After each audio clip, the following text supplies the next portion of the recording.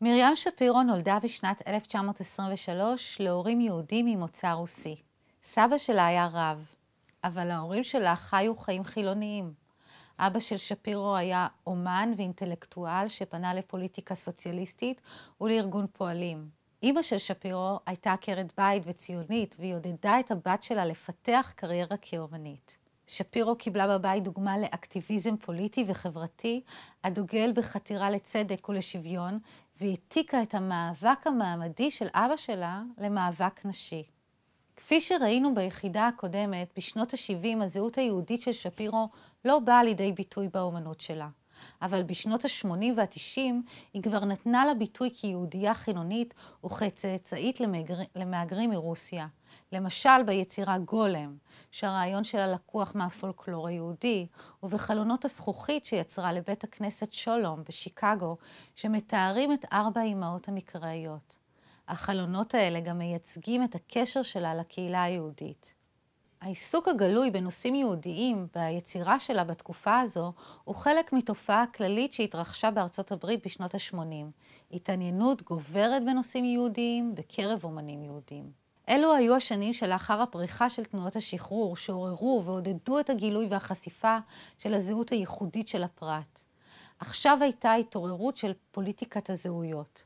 בתהליך הזה נחלש האתוס שהתמקד במה שהיה משותף לכלל האמריקאים, ובמקומו צמח אתוס רב תרבותי שנותן ביטוי לייחוד של קבוצות הזהות השונות בחברה. פוליטיקת הזהויות עוררה את היהודים לתת ביטוי פומבי למאפיינים היהודיים שלהם ולחוויה היהודית בארצות הברית. ובהתאם לזה האומנים היהודים התחילו להבליט את מה שמייחד אותם כיהודים ביצירות שלהם. בסרטון הקודם דיברנו על סדרות שיתופי הפעולה המדומיינים של שפירו משנות ה-70. אחד משיתופי הפעולה הבולטים שלה בסוף שנות ה-80 ותחילת שנות ה-90 היה עם האומנית המקסיקנית פרידה קאלו. קאלו בחנה דרך דיוקנאות עצמיים את הזהות שלה ביחס למודלים חברתיים של נשיות, גבריות ולאומיות. והציגה את עצמה כאישה, ראיה, מאהבת, אומנית, מקסיקנית ופעילה פוליטית. נראה שהבחירה של שפירו בקאלו היא טבעית. קאלו היא אחת מהאימהות הגדולות של האומנות המודרנית. היא מקור השראה עצום. אבל כששפירו נשאלה מדוע היא בחרה בפרידה קאלו, אחת התשובות שלה הייתה שקאלו הייתה חצי יהודייה. ואת הפנים של קאלו היא תיארה כחזקות, יפות, לטיניות, יהודיות, עם עיניים חודרות ופה חושני. אביה של פרידה קאלו, ווילם קאלו, היה יהודי ממוצא גרמני-הונגרי שהיגר למקסיקו בסוף המאה ה-19. הוא שינה את שמו לשם הספרדי גיירמו, ונעשה צלם חשוב שתיעד את המורשת האדריכלית של מקסיקו. היסטוריונית האומנות גנית אנקורי טוענת שברור שלקאלו עצמה היה עניין בשורשים היהודיים שלה, כחלק מהעיסוק שלה בזהות. עקבות לעניין הזה נמצאים ביצירה שלה סביי, הוריי ואני. ביצירה קאלו מציירת את עצמה כבת 2 בתוך הבית. מעליה מעין אילן יוחסין משפחתי, שבו מצוירים ההורים שלה ביום החתונה, ומעליהם הסבים שלה מכל צד. את הקשר לאימא שלה, מטילדה קלדרון, שהייתה בת תערובת לאב אינדיאני ולאם ספרדיה, קאלו ביטאה בכך שהיא ציירה את עצמה כעובר ברחם של אימא שלה. מאחורי הסבים, מצד האימא, נראה הנוף המדברי של מקסיקו. קאלו עומדת קרוב יותר לאבא שלה. הים נמצא מאחורי ההורים שלו, ומעיד על כך שהוא הגיע ממקום שנמצא מעבר לים, מאירופה.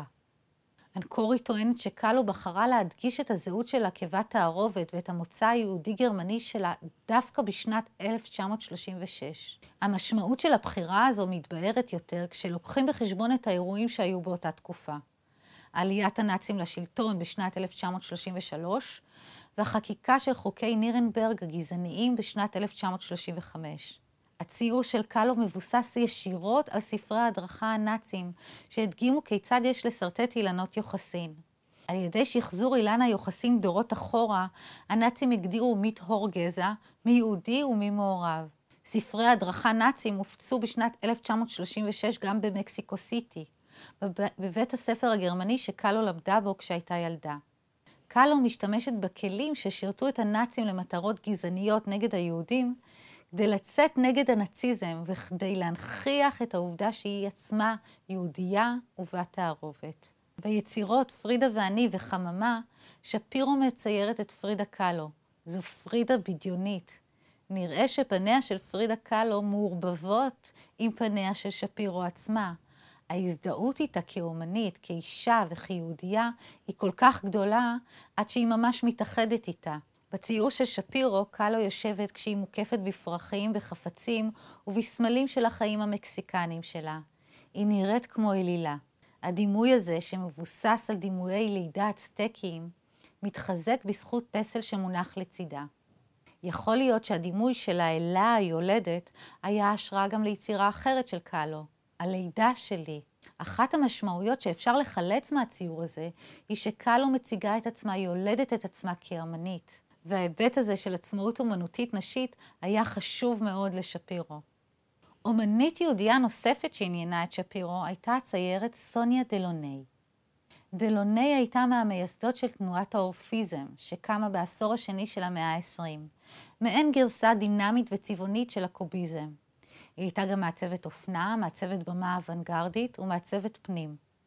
הדמות של דלוני מופיעה בסדרה נוספת של שיתופי פעולה מדומיינים של שפירו, שבה היא שילבה את דמותן של האומניות הגדולות של האוונגרד הרוסי של תחילת המאה ה-20. בעבודה "אמא רוסיה", קולאז' גדול ממדים בצורת מניפה, שפירו מציגה את האומניות הרוסיות סביב הטבעת החיצונית. שפירו הזדהתה עם כל האומניות הרוסיות של האוונגרד, בגלל היותן אומניות גדולות מעבר וגם בגלל המוצא הרוסי שלה עצמה. אבל מתוך כל האומניות הרוסיות האלה, היא הזדהתה בעיקר עם דלוני היהודייה. דלוני ממוקמת מצד שמאל למטה, בדיוק מול הדמות של שפירו עצמה, שמחופשת לגברת ויקטוריאנית. הקשר הפיזי שיוצרת בינה ובין דלוני, מעיד על הזדהות מרובת רבדים, אומנית, רוסייה ויהודייה. בשנת 1997, לאחר שאימא של שפירו נפטרה, היא יצרה סדרת עבודות שבהן היא המשיכה לפתח את אילן היוחסין האמנותי שלה, והתמודדה באופן הישיר והגלוי ביותר עם הזהות היהודית שלה. הקולאז' ההיסטוריה שלי נראה כמו בית שמחולק לתאים קטנים. מזכיר את היצירה בית הבובות הפמיניסטית. בכל אחד מהתאים שתולים מהן זיכרונות מקוטעים של השושלת התרבותית היהודית והאמנותית של שפירו. למעלה בגמלון המנורה. אחד מהסמלים המרכזיים של העם היהודי. המילה יהודייה חוזרת בתאים 3 פעמים, בגרמנית, בצרפתית ובהולנדית.